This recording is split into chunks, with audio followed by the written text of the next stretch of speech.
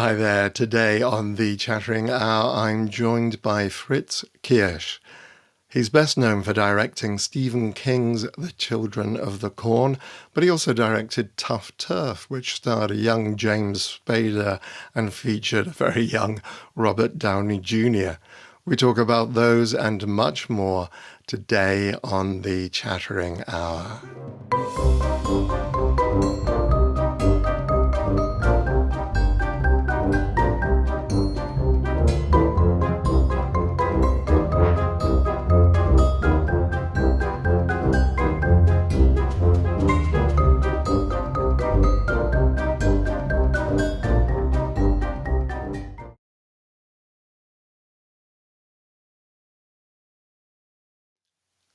And we're back with our special guest, Fritz Kiersch.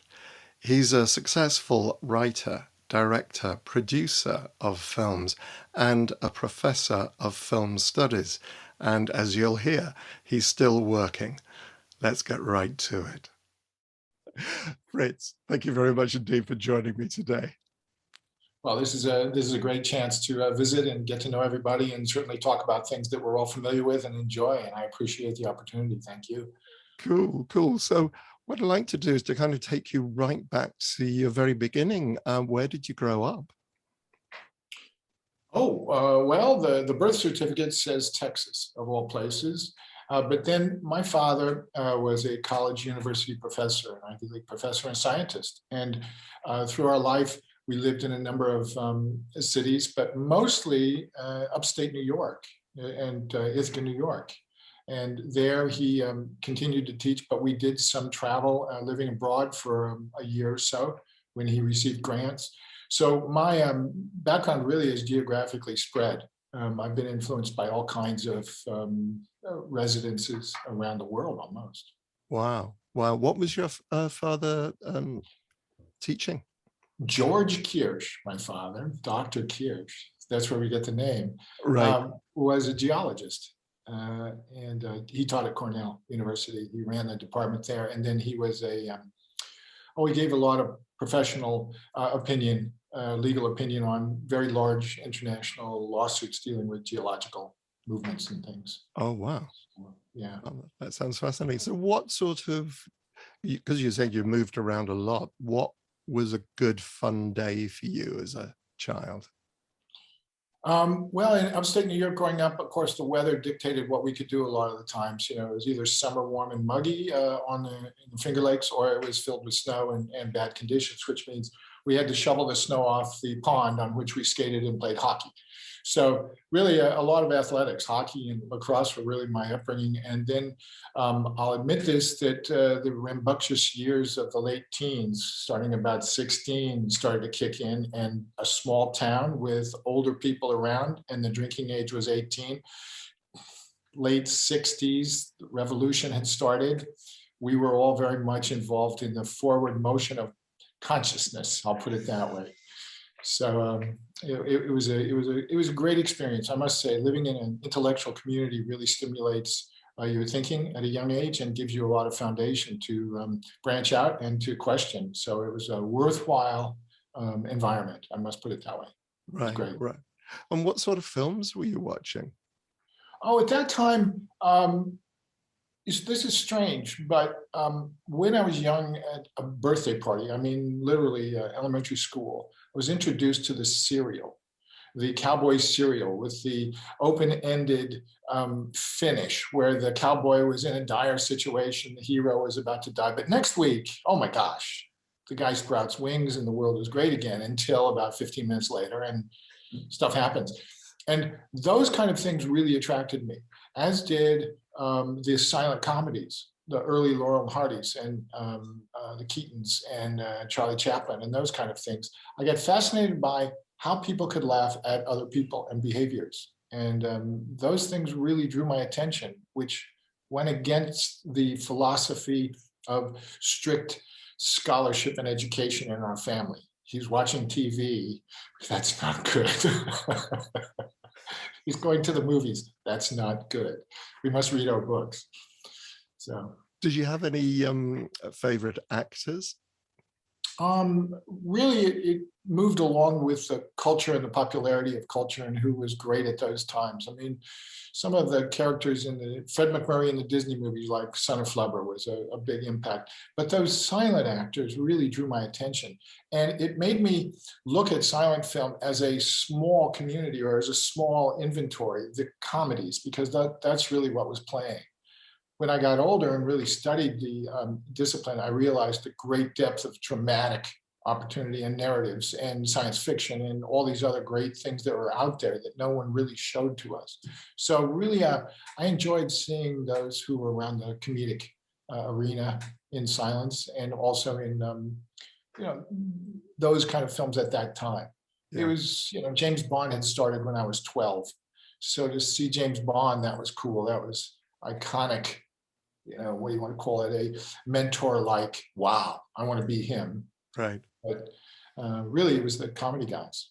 Right. Interesting. Well, you reminded me, I had very similar upbringing in terms of the films. They used to show Laurel and Hardy on the Saturday mornings when I was slightly older. But we also used to go to see the film serials Saturday morning cinema. And it was, I absolutely remember those serials. It was great. It was a fun time. Yeah, innocent. I mean, obviously you ended up in film production. How did you kind of make that leap from watching these things and appreciating the comedy and the black and white and these great guys like Buster Keaton and Laurel and Hardy? How did you make the leap into film production? Well, when you see those people, men and women, doing things, and they are behaving in a way that really is and they're forwarding an ethic, a moral, a statement, a voice of some kind, but it's done on a comedic platform. I started to realize that this medium really does do something and say something. And when I was about 17, and we were in those, take it to the man protests against Vietnam and about treatment of people and women and other things at the university, I realized that a good channel to voice opinion would be through some kind of media presentation.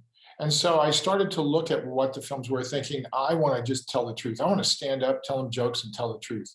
And so I challenged the family directive, which is you go to college, you go to graduate school, you get a law degree, you become a doctor, lawyer, chief, whatever it is, and said, no, I want to study communications, which was a real problem in the family.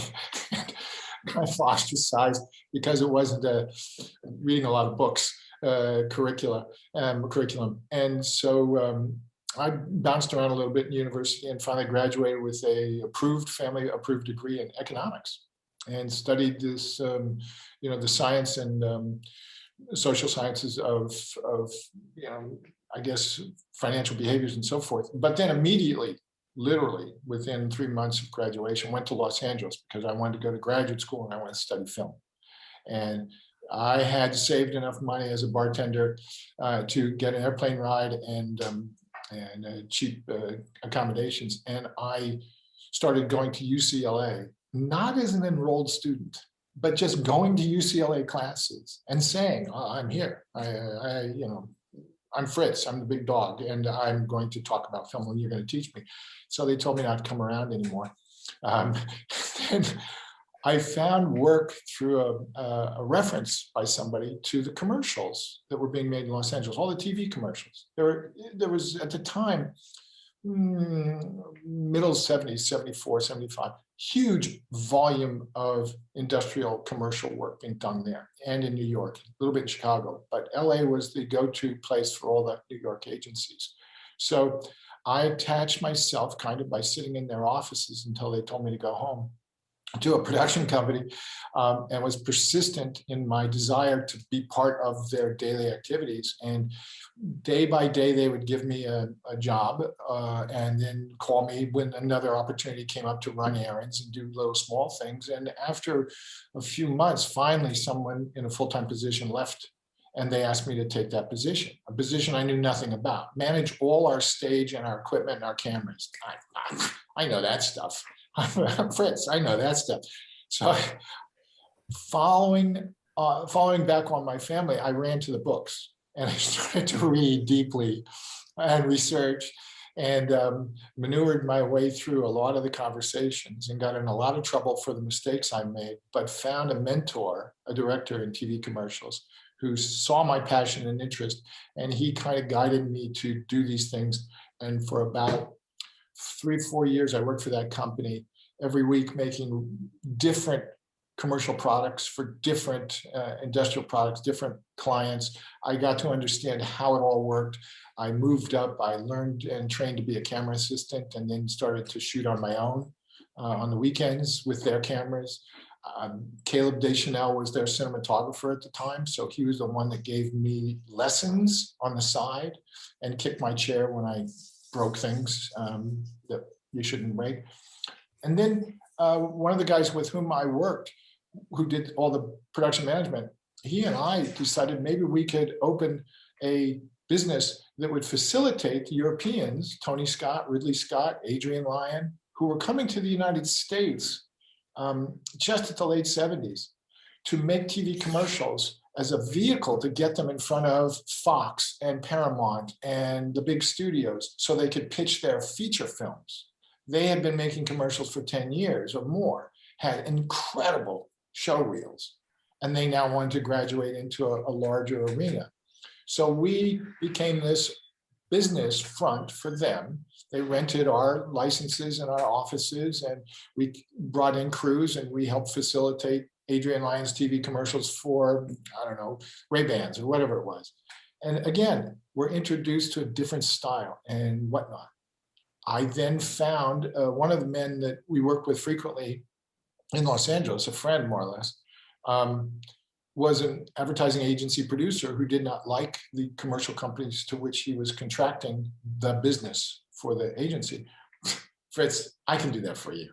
Yeah, I'll let you direct and I'll shoot, blah, blah. So we started making retail department store commercials for him.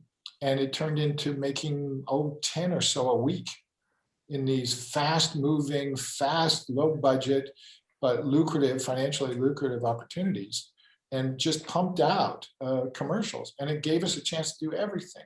But at lunchtime, we looked, we were aggressive. Lunchtime with full crew, no one doing anything, and a full set, and all the props and all the equipment, we had designed our own commercials, which were better than the commercials we were doing. And we would get the crew to help us shoot for an hour, close up of lunch meats or something that looked like a national commercial. And we made fake commercials that we then took to the advertising agencies and said, we've done this work. And they said, well, you're not bad. And they would give us bigger jobs.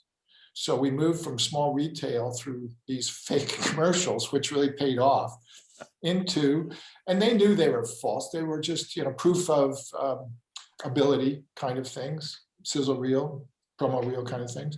But they got attention, they got some awards, and we got into bigger commercials, more money.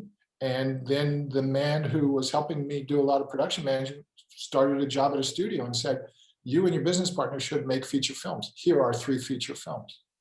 So my path is really unique. No one really gets the luck that I've found, but a lot of it has been through a dedication, a persistence, and I should say being annoying to a lot of people to fulfill what I wanted to do.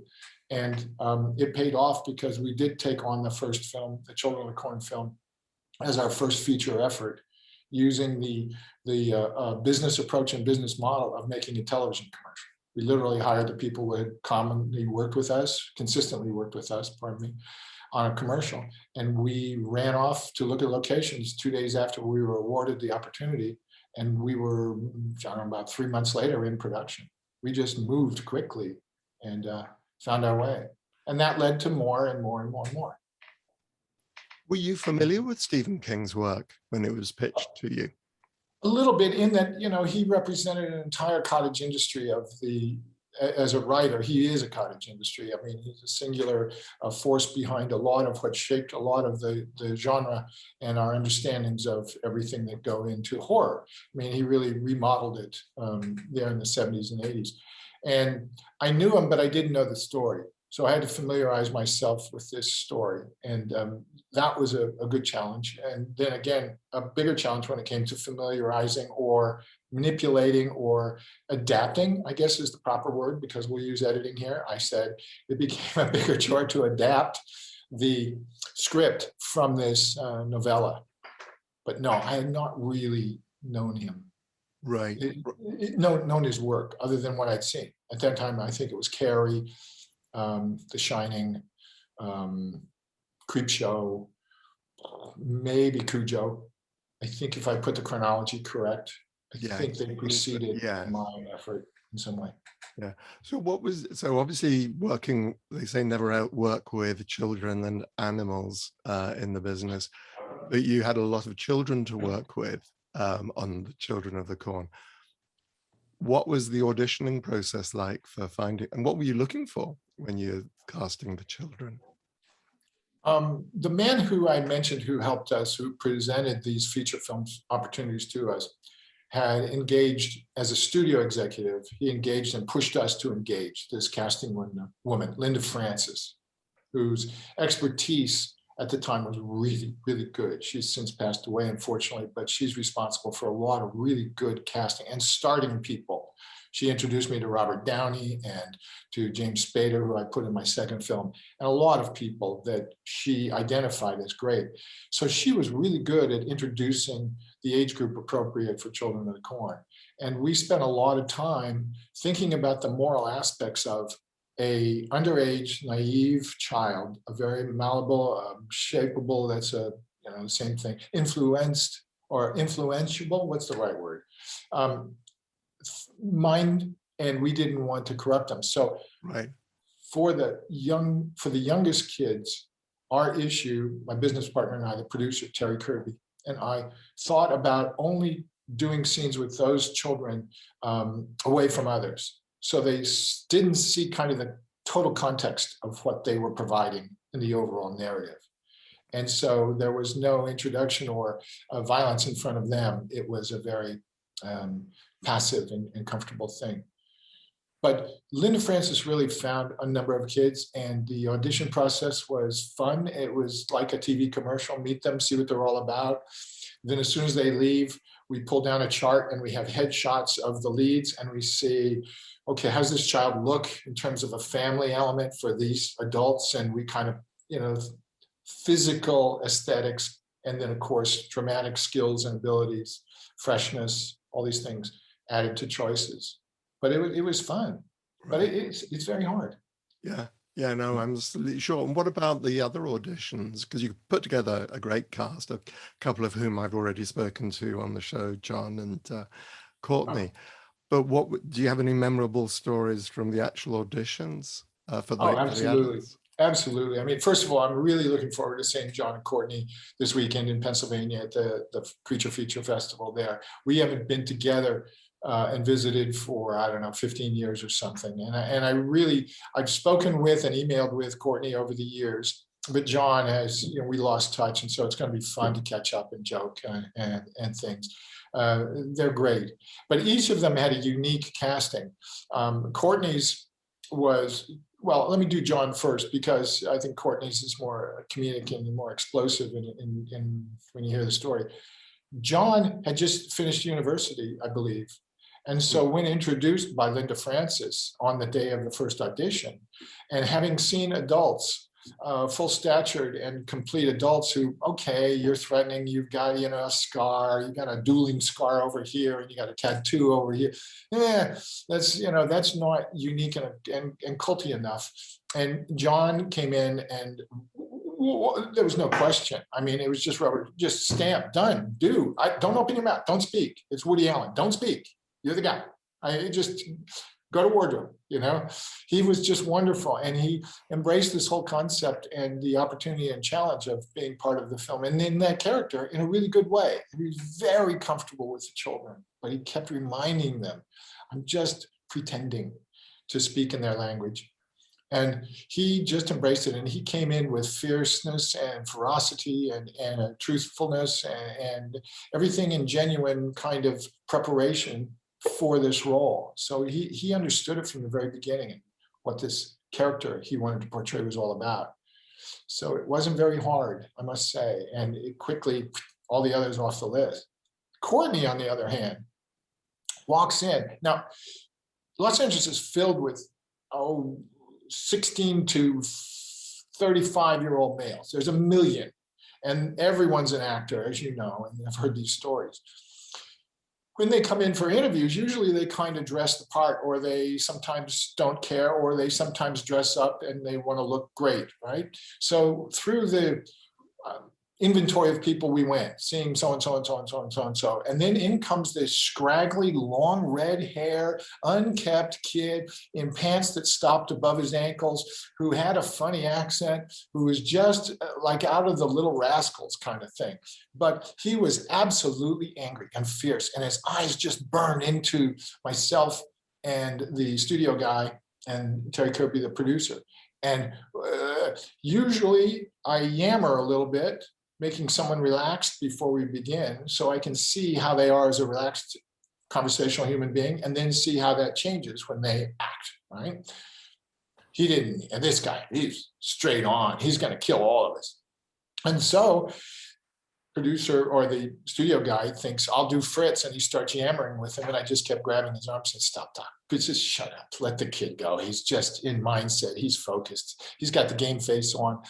And he went through a scene where he was to challenge, I believe, the bad guy in the end, using a hostage or something. I can't remember exactly what it was, but it included him grabbing the other man, getting physical. Most actors will indicate that physicality. They won't get into it because it's disrespectful to get too rough. But the poor casting assistant that worked for Linda Francis was reading the other side of the scene. And Courtney grabs him and pulled out a machete that must have been about this long, a real one, and put it up at his neck. And the poor kid went through the roof. That's it, I quit. I'm never doing this again. I hate this stuff. This guy's absolutely insane. And he had all kinds of inflammatory words. He just went off on this guy. And Courtney just said, dude, like I'm acting. I'm really a nice guy. But that set it for Courtney. Like, wow.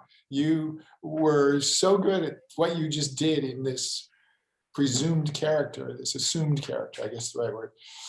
I just loved him. And it turned out he was great all the way through. Yeah. But yeah, he really did scare the pants off the poor casting assistant. Yeah, yes. Yeah. Well, thank you. So where did you film Children of the Corn?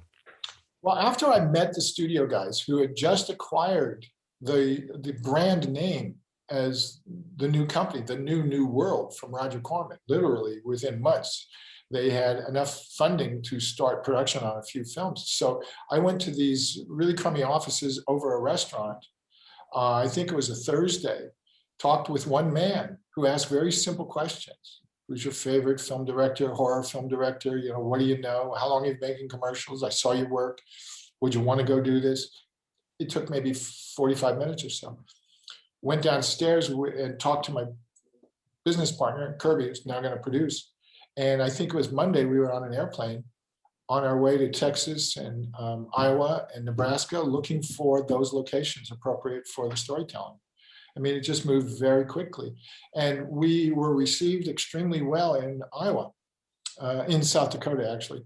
And by a man who kind of represented a film commission, but it wasn't really a film commission in the state, and showed us a variety of opportunities within about 30 miles of each other. And we said we could patch this together and make a beautiful world and an island of a village within this sea of corn from all these various locations. So off we went to the just the bottom corner there in Iowa. Wasn't it Iowa? Yeah, South Dakota. Right. I should know where we went. Whiting and Salix and all these little towns. But yeah, we found it and loved it. And then came back to Los Angeles and started planning and preparing for everything. So what was the hardest thing about making the film? Well, you brought up children, and children are difficult in a number of labor ways, the standards and practices in employing children mean that you can only work so long based on their age with each child during the day. They must have certain conditions in which they work. And when you are on a schedule to make so much film, record so much film, so many scenes per day, and the children can only work a limited amount of that time, we have to get doubles. We have to figure out a way to shoot around the children, over the children's assumed shoulder, but actually someone who is a lookalike. So that presented a problem, but it was not overcomable. Obviously, it worked. It was really quite good. The biggest problem, biggest challenge was that we did all our research and our scouting. I think it was July, maybe late June. I think it was July, when we flew around and drove around and found these beautiful houses, small towns, seas of cornfields, and everything that was just perfect, only to return ready to pull the trigger on the camera and find that all the corn was dying or had been harvested. Literally one side of the road would be gone and the other side was now yellow and falling down. The beautiful green 6-foot cornfields were far and few between. And further, they were scheduled to be harvested while we were there. So suddenly our plan had to pivot on the farmer's income plan. I mean, when are they going to harvest? So we ran around and it was kind of weird. We even painted corn to make it look like it was healthy at times. So that was the hard part. Right, right. Hey, no, you mentioned doing commercials kind of up to this point. Had you done any drama films before you took on Children of the Corn? Only the short narratives that I was interested in doing on my own. The ones that I made at university, and then the ones I made with friends when we borrowed equipment out the back door of the TV commercial company, and things like that. I did a graduate student film for graduate students as a cinematographer, and I was real familiar with it. I knew how it worked. I certainly understood all that, but I certainly I did not understand what I know now. I'll put it that way. Right. This was film school at its best. Right. Go make, return, otherwise we'll burn your house down kind of contract, you know. And it was really learning by application. Right, right. What do you enjoy most about the filmmaking process then? I mean, particularly looking back, we talked about the difficulties of doing Children of the Corn, but what do you enjoy most about? Well, you know, it's funny, Nikki, this is really good. And it's a good question because I think all of us who get involved in this, in these opportunities and in this discipline, in this world, have different reasons why it works for them. But strangely enough, like the Talking Heads song, you know, this is not my wife, this is not my beautiful house, this is not this. This is what I think is fantastic. We, the group that we gather and join together, dream up ideas to fulfill a greater idea, and all of it is fake. This character, this person does not say this. These are not his clothes. That is not his spouse or her spouse. This is not their home. It is an entire false value. But when we put it all together, son of a gun, I believe it. You know, it's verisimilitude. We follow the truth of this universe. And I think that's just fascinating. It's such a magic trick. Right. And I love that part of it. Right, right. Going back to Children of the Corn, obviously Stephen King. Have you ever met Stephen King? No. A short anecdote on that is, no, I've never met him. I received or read a note from him after he saw the film. It wasn't very complimentary because it wasn't his script. He had written a script for this novella, and it was unsuccessful, and no one would take it up. But Hal Roach, who started the Little Rascals, saw it and thought he could redo his Little Rascals, but in a bad way. So he acquired the script and then found financing with a couple of companies. And then no one wanted to do it the way Hal Roach wanted to do it. So finally, he unloaded it on the New World guys and a syndicate of financiers, and they turned it into, and we turned it into the genre it is, and the genre specific film that it is.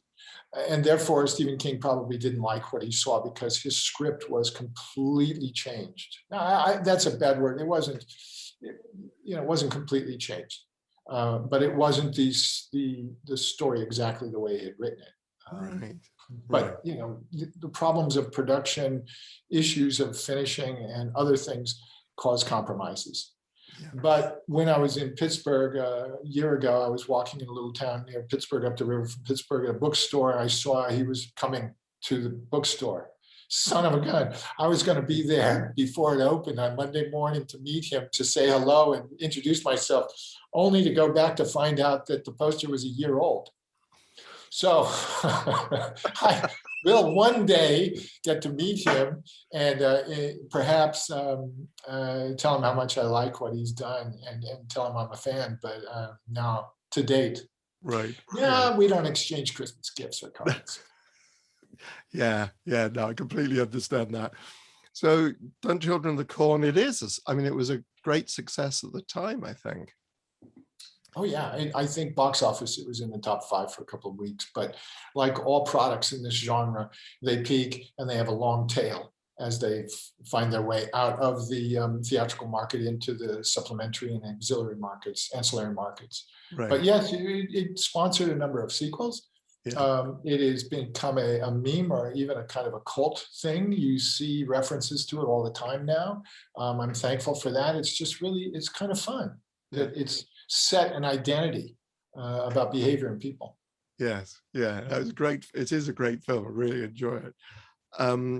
The other film I wanted to ask you about, you mentioned earlier on, was TUFF TURF. Oh, yeah. With James Spader and young James Spader as well. Both Robert Downey Jr. and Spader were like 2 weeks out of diapers, if I remember correctly. So was this another? You mentioned that you were offered 3 films to begin with. Was this another one of those 3? Yes, but it came rapidly.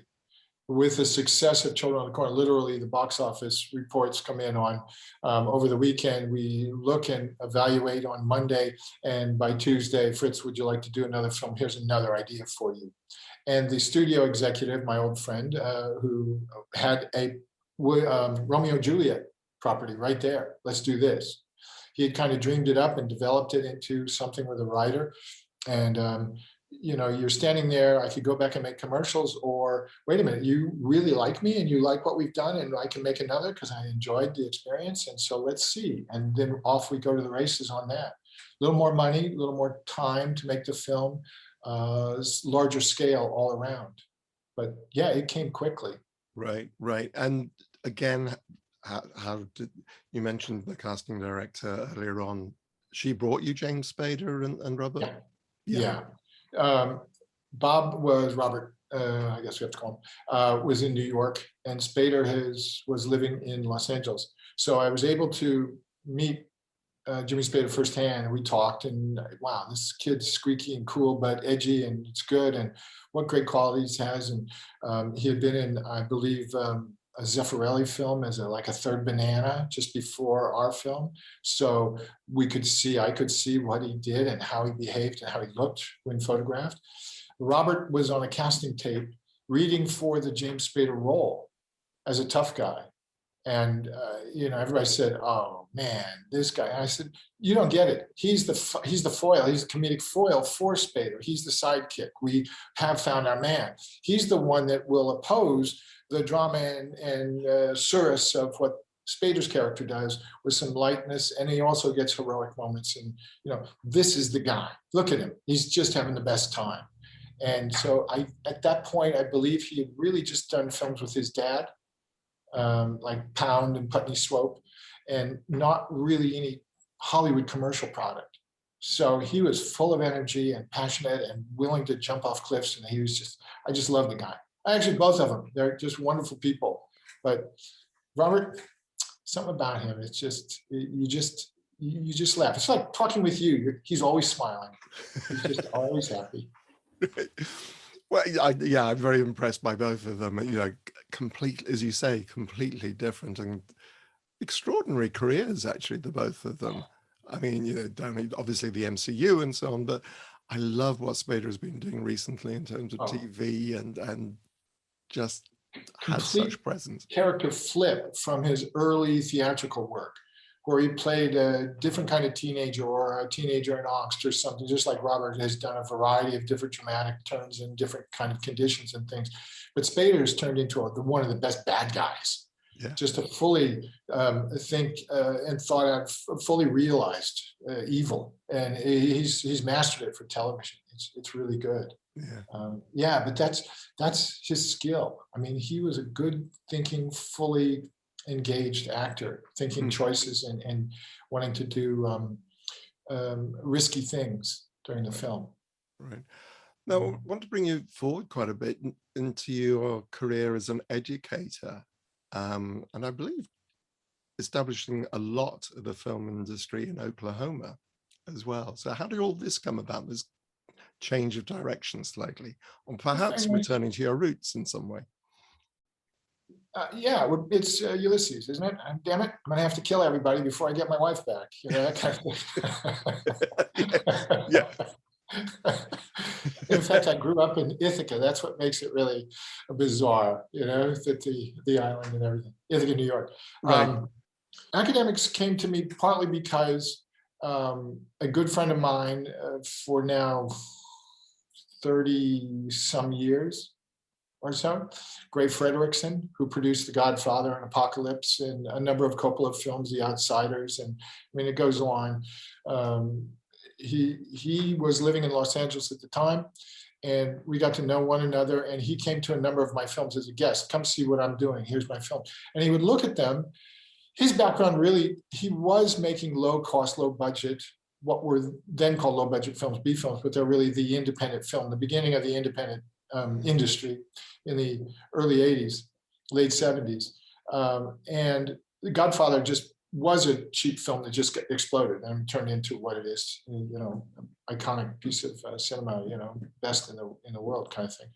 And so he would always say to me, how do you make films for the price you make them for? You make films for a very limited, restricted budget, and I spend on my films that for the toilets and the Teamsters. I don't understand how it works. And so we worked on another number of projects promoting them, trying to get them made. Hulk Hogan was a big project we pushed around for a long time as a hero, you know, an action hero. Lots of different things would come our way and we'd talk about it, work on it. Then he decided Los Angeles is not the place for his children to grow up. Beverly Hills was not the environment. And he is an Oklahoman. He was born here. His family were early participants in the development of the state and very important. So he came back to Oklahoma in 1999, I believe, and was immediately approached by the economic development of the state, the committees, saying, could you help us in some way get film out here because it's a smokeless industry?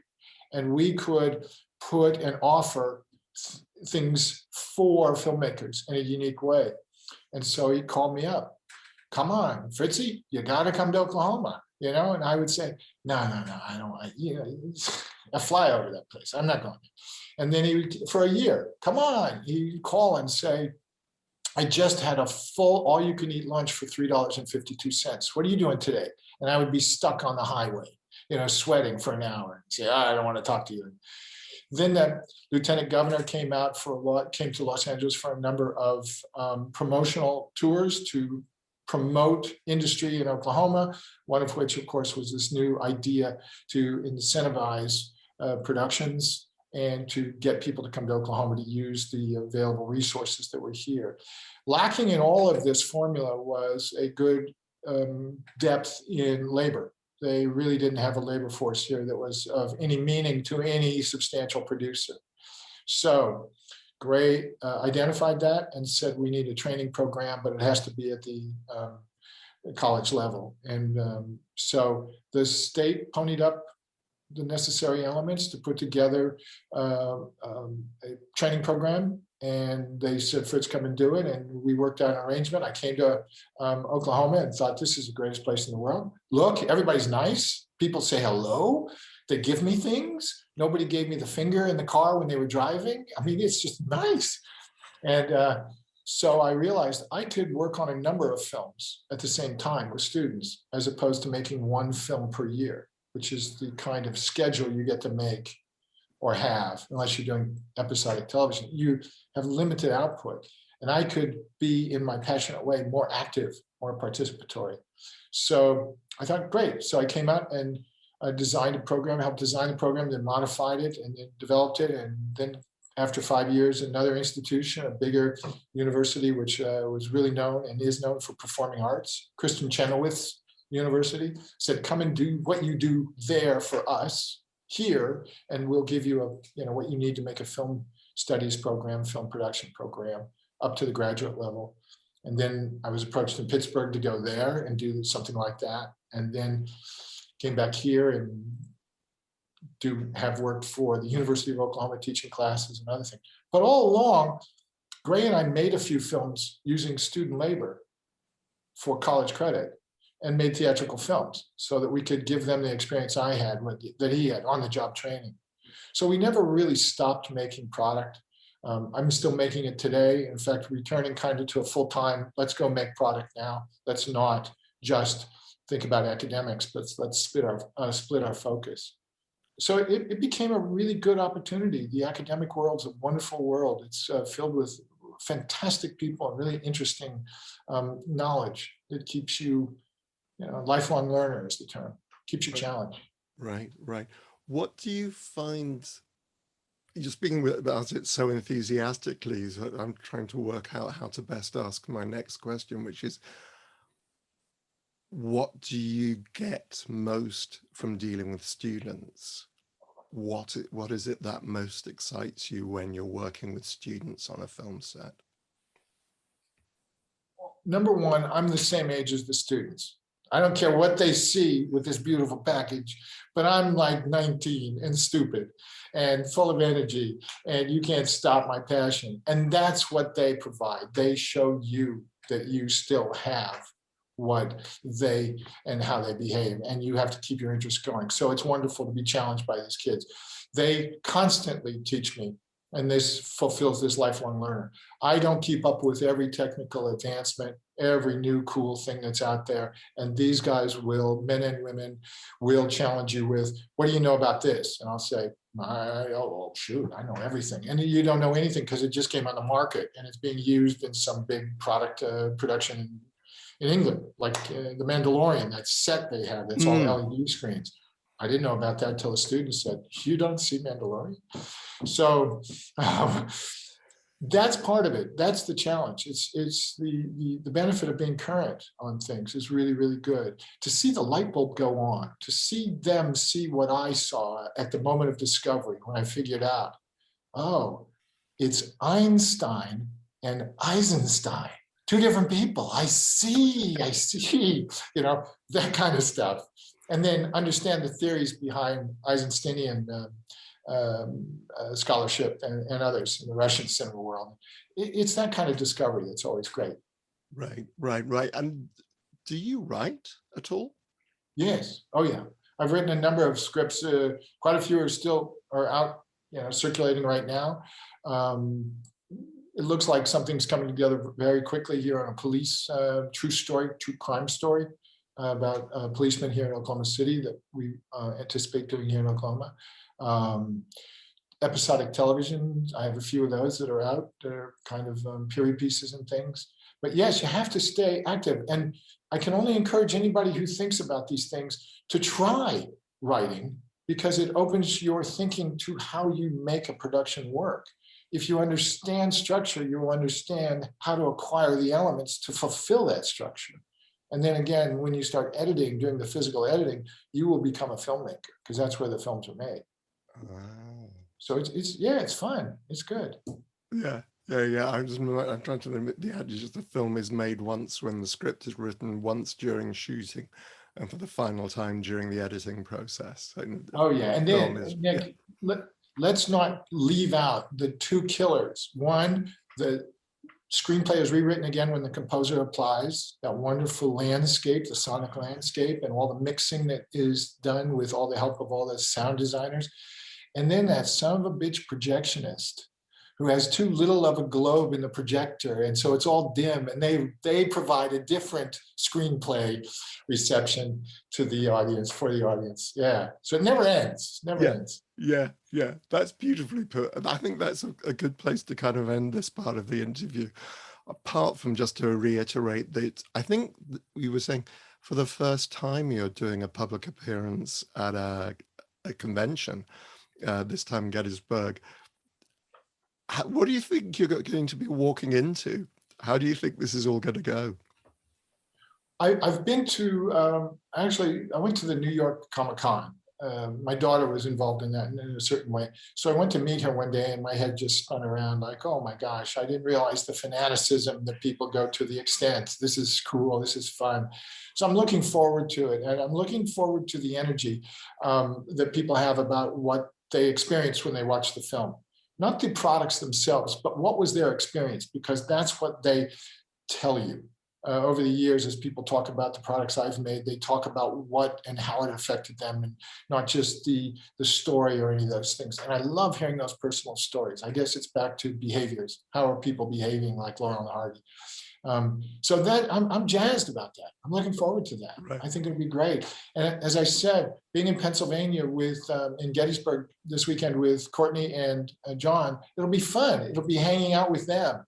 And yes, we've never done it we haven't hung out too much, but we've never been publicly together to talk with people about it. And I understand we'll be talking over the presentation of the film. So we can give our points of view and memories and kind of behind the scenes anecdotes. So it'll be really cool. I'm jazzed. Right. I may wear a clean shirt. So that's this weekend, and had confirmation from Chris that you're joining them at Texas Frightmare in September as well. Yes, and I understand the attendance at that is larger, which means we'll even have more fun and be able to talk to more people and hear their as I've said on this show a number of times, having done it myself about 3 or 4 times, it's extraordinary. It's huge. It probably is the largest show in the country, outside San Diego Comic-Con, which is something completely different. Texas Frightmare, you're going to have a great time there. Oh, thank you. I'm looking forwed to it. That's good. Cool. I better wear armor. If it gets, now you're scaring me. Not at all. Oh no, you're going to be incredibly well looked after. Incredibly well looked after. Right, I'd just like to finish with the luggage in the crypt questions. Oh, okay. So, explaining earlier on that basically the idea is, we're facing the final curtain and you're making a decision as to what film would you take with you into this magnificent pyramid that we're going to be building you. If that's how you'd like to rest. As long as they have good iced tea in there, I'm happy to go wherever you want to go, But, it's funny, having watched, I don't know how many hours in so many different films and different genres and so forth, to elevate 1 or 3 to a level of these are my favorites. But in teaching a lot of different aspects of the discipline and how it all works, a foundationally important film for me, and one that's instructionally very important, is Clockwork Orange. And I look at that because of the literary challenges of telling a story about morals. Even though someone's doing something bad, are we right in changing their moral direction and how that works? The execution of it, the aesthetic of it, the production design, adding to the narrative at all times, the wonderful idea of the sonic, the hearing, and how that just weaves and supports and makes this story even more impactful and powerful. In fact, I love it so much, I've tried to honor it and mention it. In TUFF TURF, the bad kids steal a Porsche and they're driving it and they get arrested. And the scene that I wrote in there, injected in there, was cut back by the studio to only be now, I think the driver says, "Oh man, this is just like that movie." And the guy says, "What movie?" Because it's the same framing and style as the guys who drive rapidly in their car game at night when they run people off the road. But it was a little bit longer dialogue about, and it referenced, that one with the color movie, the one that's named Orange, that kind of stuff. But I think it's a fantastic film.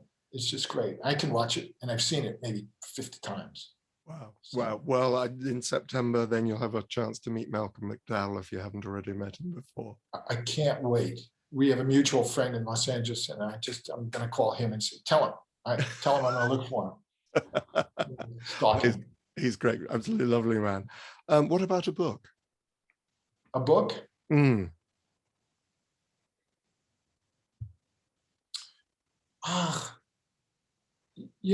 This may be dull, but over the fiction and those kind of books, I really like technical books. I really look at books about technology and skills and things, and enjoy that. Even, not just film technology, but things about excavating and the archaeological digs in Egypt. It just keeps sponsoring ideas and what ifs come to thought. So search through and find one of those. That would be something that would keep me busy for quite a while. One of those. And something I could then start at the beginning. Oh, it has to be a tome. It has to be big enough that it is the coffee table. Yeah, it's one of those kind of things. Yeah. I know those sort of manuals. Yeah, I love those. Yeah. What about music, an album? There's no question. You don't even have to go further. You take everything James Brown's ever made and you put it in there. Okay. And we just dance and we just keep going, and we get to say things like "good God," and it's just, I love it. Yeah, James Brown's always been my favorite. Okay, what about a piece of visual art, a statue or a painting? Well, I've always been partial to impressionists, impressionists or really postmodern work. And so I would probably choose one of those two schools or those two areas of work and find the exact piece in there. Like Seurat's work, I think is fantastic. The pointillism and how the individual colors affect the color next to it. And what we see based on two unique colors, we get a third color out of two unique colors. That kind of stuff to me is fantastic. But I also like the cleanliness and some of the challenges, intellectual challenges of postmodern work. And so maybe, I don't know who might fit into that category. Oh, the hell with the postmoderns. We'll go right to the Russians, the supremacists, one of those, Malevich or somebody like that. I'd take one of those. Okay, okay. Yeah, that kind of sets up the foundation for some postmodern work. Right, so you mentioned iced tea, supply and endless supply of iced tea. Is there a luxury, something just, it's not a food, it's not just something that makes you feel warm, that's practical, totally impractical probably, but is just nice to have around? Oh. Well, there's my wife. You cannot beat, and she is not liquid or any of those things, but she's and my children. They are the best and the most supportive and just the best friends and the greatest. And now they're 33, 35, approximately. Human beings like that, to me, although you can't commoditize them and you can't put them into a container anyway, they are just, so you have to make extra room for those people. I don't know. Okay. We don't need a freezer for the ice cream. We need the beds for them. Okay, cool. With their permission, as long as they're happy, that's absolutely doable. And I think it's a lovely choice. You give them some toast now and then, and they're happy.